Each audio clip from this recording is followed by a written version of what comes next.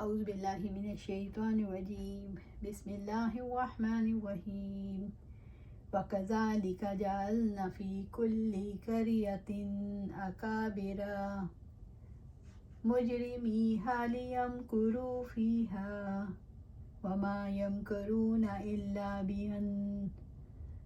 إلا بأنفسهم وما يشعرون۔ اور اسی طرح ہم نے ہر بستی میں اس کے بڑوں کو مجرم بنا دیا ہے تاکہ وہ اس میں مکر و فریب کریں، اور جو مکر و فریب وہ کرتے ہیں اپنے ساتھ ہی کرتے ہیں اور وہ شعور نہیں رکھتے۔ سورۃ الانعام آیا 123۔ وَكَذَلِكَ جَعَلْنَا، اللہ تعالیٰ نے فرمایا اسی طرح ہم نے بنا دیا ہے۔ ہر پیغمبر کے دور میں یہ سلسلہ اسی طرح جاری رہا۔ فی کل قریۃ، ہر بستی میں یعنی بڑے شہر میں، اکابرہ مجرمیہا، ابن عباس رضی اللہ تعالیٰ عنہ کہتے ہیں اس کے بڑے مجرموں سے مراد سلطان، اس کے برے لوگ، تاکہ وہ اس میں نافرمانیاں کریں، لیمکروا فیہا، تاکہ وہ اس میں مکر و فریب کریں، تاکہ وہ اس میں فریب کاریاں کریں، جنگوں کے ذریعے سازشیں کریں۔ ابن کثیر ہی کہتے ہیں جس طرح مکہ میں مجرموں کو نبی صلی اللہ علیہ وسلم کی مخالفت پر ابھارنے والے اور حق کے راستے سے روکنے والے بڑے شرپسند موجود رہے جو کفر اور شرک کے مرکز اور رستوں میں تھے، اس طرح آج بھی نبی صلی اللہ علیہ وسلم کی مخالفت میں لوگوں کو صحیح دین سے روکنے کے لیے سازشیں ہو رہی ہیں، فریب دیے جا رہے ہیں، لیکن وہ بھی چالیں چلتے ہیں اور اللہ تعالیٰ بھی چال چلتا ہے، اور اللہ تعالیٰ بہترین چال چلنے والا ہے۔ وہ اسی طرح برے انجام کو پہنچیں گے جیسے ماضی کے بڑے بڑے مجرم فرعون، نمرود اور قارون وغیرہ پہنچتے رہے۔ بڑے مجرموں سے کیا مراد ہے؟ بڑے مجرموں سے مراد جرائم ہمیشہ افراد ہیں جن کا جرم دین سے دشمنی ہوتا ہے، جو اقتدار حاصل کر کے اسے دین کی دشمنی اور اپنے مقاصد کے لیے استعمال کرتے ہیں۔ اللہ تعالیٰ نے ہر بستی کے بڑے مجرموں کو دین کی دشمنی میں لگا دیا۔ اللہ تعالیٰ یہ چاہتے ہیں کہ حق یعنی اس کائنات بنانے والے کی اور انسان کی ذات کی اصل سچائی اور باطل کے درمیان جو تضاد ہے وہ انسانوں کے سامنے پوری طرح واضح ہو جائے، تاکہ انہیں دو راستوں میں سے ایک کا انتخاب کرنے اور اسے اختیار کرنے کی جو آزادی دی گئی ہے اسے کام میں لائیں اور اس حق اور باطل کی جنگ کے لیے کام کریں۔ اللہ تعالیٰ ایک طرف سچائی کے ساتھ رسولوں کو بھیجتا ہے جو حق کو انسانوں پر واضح کرتے ہیں، خود سچے ہوتے ہیں، سچائی پر چلتے ہیں، سچائی کا راستہ دکھاتے ہیں، سچائی کے راستے پر چلاتے ہیں۔ دوسری طرف بڑے مجرموں کو اللہ تعالیٰ حق اور سچ کا دشمن بنا دیتا ہے۔ وہ ہر ایسی آواز پر بھی دشمن ہو جاتے ہیں جو سچائی کی دعوت دے، سچے دین کی طرف پکارے۔ ایسی ہر آواز انہیں اپنے اور اپنے پروگرام کے خلاف محسوس ہوتی ہے۔ یہ لوگ حق کی دعوت میں ایسے شوشے نکالتے ہیں جس سے تمام افراد کو حق قبول کرنے سے روک سکیں۔ یہ مجرم حق کے خلاف شبہات پیدا کرتے ہیں، دین کی دعوت دینے والوں کو بدنام کرتے ہیں، یہ ان کی ساری کوششیں صرف ان کے جرم کو بڑھاتی ہیں۔ دعوت دینے والوں اور دعوت کو کوئی نقصان نہیں پہنچا سکتی۔ یوں دونوں قوتوں کے درمیان تضاد کی وجہ سے معرکہ گرم ہو جاتا ہے۔ بڑے مجرم چاہتے ہیں کہ ان کی بات چلے اور اللہ تعالیٰ یہ چاہتے ہیں ان سے حاکمیت کا حق چھین لیا جائے۔ یوں جب بڑے مجرموں کا اقتدار ختم ہو جاتا ہے تو لوگ اللہ تعالیٰ کی غلامی میں آ جاتے ہیں اور انسانوں کو آزادی نصیب ہو جاتی ہے۔ اس معرکے کی وجہ سے لوگوں کے میلانات اور رجحانات کھل کر سامنے آتے ہیں۔ یوں اچھے اور برے انسان کھل کر ایک دوسرے کے سامنے آ جاتے ہیں، کھوٹے اور کھرے لوگ الگ ہو جاتے ہیں، ہر ایک کو اپنے میدان میں کوشش کرنے کا بھرپور موقع ملتا ہے اور امتحان کا مقصد پورا ہو جاتا ہے، جس کے بعد جزا اور سزا کا معاملہ ہوگا۔ اسی طرح اللہ تبارک و تعالیٰ اور بڑے بڑے فاضل لوگوں کو کھڑا کر دیتا ہے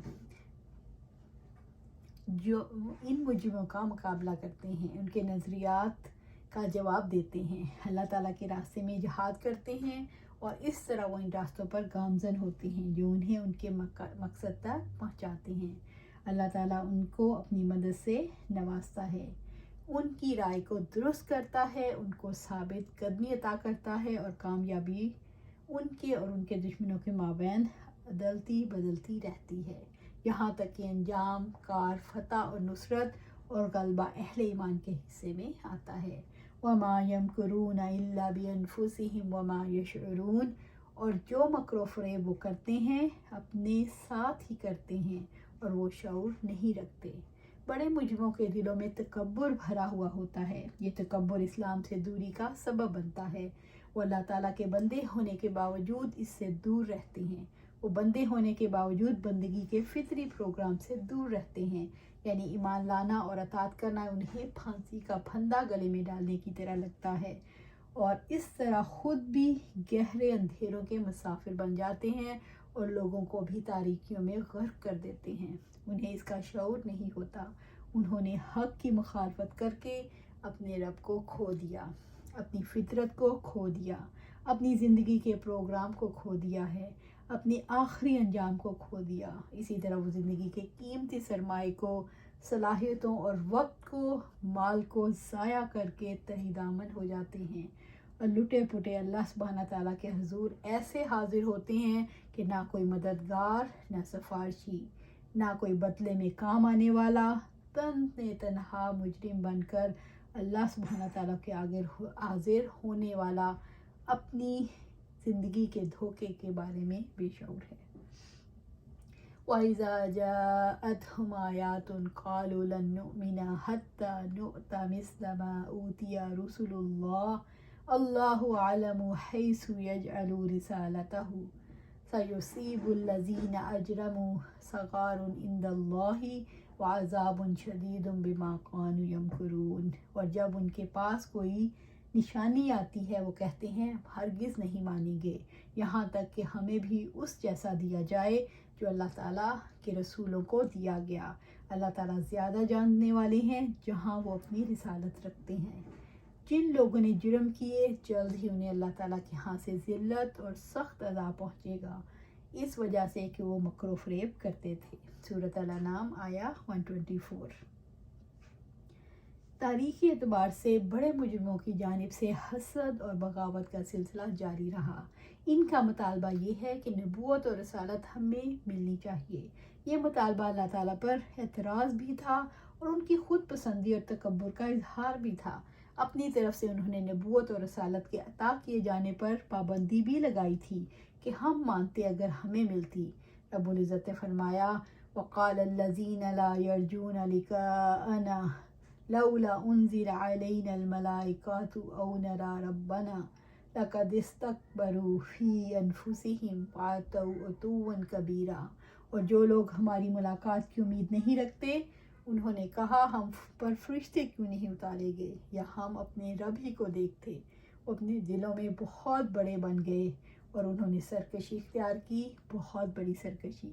سورۃ الفرقان آیا 21۔ ام آتیناہم کتابا من قبلہ فہم بہ مستمسکون بل قالوا انا وجدنا آباءنا علی امۃ وانا علی آثارہم مہتدون، کیا ہم نے ان سے پہلے انہیں کوئی کتاب دی ہے کہ وہ اس کو مضبوط پکڑنے والے ہوں؟ بلکہ انہوں نے کہا یقیناً ہم نے اپنے باپ دادا کو اس طریقے پر پایا اور یقیناً ہم ان کے نقش قدم پر ہدایت پانے والے ہیں۔ سورۃ الزخرف آیا 21 اور 22۔ اللہ تعالیٰ کی آیات کو نہ ماننے والے معجزات آنے پر کیوں کہتے ہیں ہمیں بھی رسولوں جیسے دیا جائے؟ مجرم عذر کے طور پر ایک انہونا مطالبہ کرتے ہیں، ایمان اور اطاعت کے بغیر نبوت اور رسالت چاہتے ہیں۔ مجرم چاہتے ہیں کہ وہ دوسروں کے مقابلے میں بڑے رہیں۔ وہ اگر تعلیم کا مطالبہ بھی کرتے ہیں تو اپنی بڑائی کے لیے۔ ولید بن مغیرہ نے ایک بار کہا تھا اگر نبوت حق ہوتی تو میں زیادہ مستحق تھا، میں نبی ہوتا، کیونکہ محمد صلی اللہ علیہ وسلم میں عمر میں تم سے بڑا ہوں اور مال میں تم سے زیادہ ہوں۔ بڑے بڑے مجرم حسد اور بغاوت کی وجہ سے حق کو جھٹلا رہے تھے اور اپنے باطل پر قائم تھے۔ اللہ عالم حیث یجعل رسالتہ، اللہ زیادہ جاننے والا ہے جہاں وہ اپنی رسالت رکھتا ہے۔ रसालत एक अजीम मनसब है। अल्लाह ताला की इल्म में है कौन रसूल बनने का अहल है, कौन रसालत का बोझ उठा सकता है, किसके इखलाक अजीम है। यह आयत अल्लाह ताला की हिकमत के कमाल पर दलालत करती है। वो जिसको चाहता है अपनी अता से नवाजता है, वो उसको रसालत का मनसब अता फरमाता है जो इसके अहल हो। अल्लाह ताला ने नबी सल्लल्लाहु अलैहि वसल्लम को रिसालत के लिए मुंतखब फरमाया। आप सल्लल्लाहु अलैहि वसल्लम आला हस्ब व नसब रखते थे। अहले मक्का आप सल्लल्लाहु अलैहि वसल्लम को सादिक और अमीन के लक़ब से पुकारते थे। अबू सुफियान ने इसका एतराफ़ शाह रूम हरकल के सामने किया था। जब उसने पूछा उनका नसब क्या है तो अबू सुफियान ने कहा आप सल्लल्लाहु अलैहि वसल्लम आला नसब हैं। फिर शाह रूम ने पूछा क्या उन्होंने नबूवत से पहले कभी झूठ बोला था। अबू सुफियान ने कहा नहीं। सयसीबुल्लज़ीना अजरमू, जिन लोगों ने जुर्म किए मुजरिम वो हैं जो रिसालत में शक करते हैं। ये कहना कि मैं मुस्तहिक रसालत हूँ अल्लाह ताला पर एतराज़ करना है और अल्लाह ताला को जहल की तरफ मंसूब करना है। जिन्होंने एतराज़ किया उन्हें अल्लाह ताला की यहाँ ज़िल्लत पहुँचेगी और उन्हें सख्त सज़ा मिलेगी। सगारुन इंदल्लाही, अल्लाह ताला के यहाँ से ज़िल्लत। मुजरिमों को क़यामत के दिन ज़िल्लत उठानी पड़ेगी। रब्बुल इज़्ज़त का फरमान है और तुम्हारे रब ने फरमाया मुझे पुकारो मैं तुम्हारी दुआएं कबूल करूँगा। यकीनन जो लोग मेरी इबादत से तकब्बुर करते हैं जल्द ही वो जहन्नम में ज़लील होकर दाखिल होंगे। व अज़ाबुन शदीदुम बिमा कानू यमकुरून, और सख्त अज़ाब पहुँचेगा इस वजह से कि वो मकरो फ़रेब करते थे। अल्लाह ताला अपने बंदों पर जुल्म करने वाला नहीं, ये उनकी चालबाजियों का बदला होगा जिसकी वजह से उन्हें अज़ाब में मुब्तला किया जाएगा। रब्बुल इज़्ज़त का फरमान है वला यज़लिमु रब्बुका अहदा, और आपका रब किसी एक पर जुल्म नहीं करता। सूरत अल-काफ आया 49। हक के साथ तकब्बुर से पेश आने वाले की वजह से उन्हें दुनिया की रसवाई और आखिरत का सख्त अज़ाब दिया जाएगा। मुजरिमों को अल्लाह ताला की हाँ ज़िल्लत का अज़ाब इस जुर्म की वजह से दिया जाएगा। तकब्बुर और गुरूर की वजह से ज़िल्लत का अज़ाब दिया जाएगा, क्योंकि इसी वजह से मुजरिम हक़ का इनकार करते हैं।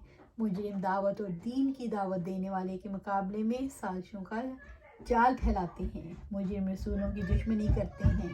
मुजरिम ईमान वालों को अज़ियत देते हैं, इसलिए उन्हें ज़िल्लत का अज़ाब दिया जाता है। अल्लाह सुब्हाना ताला हमें इससे बचाए। आमीन या रब्बिल आलमीन।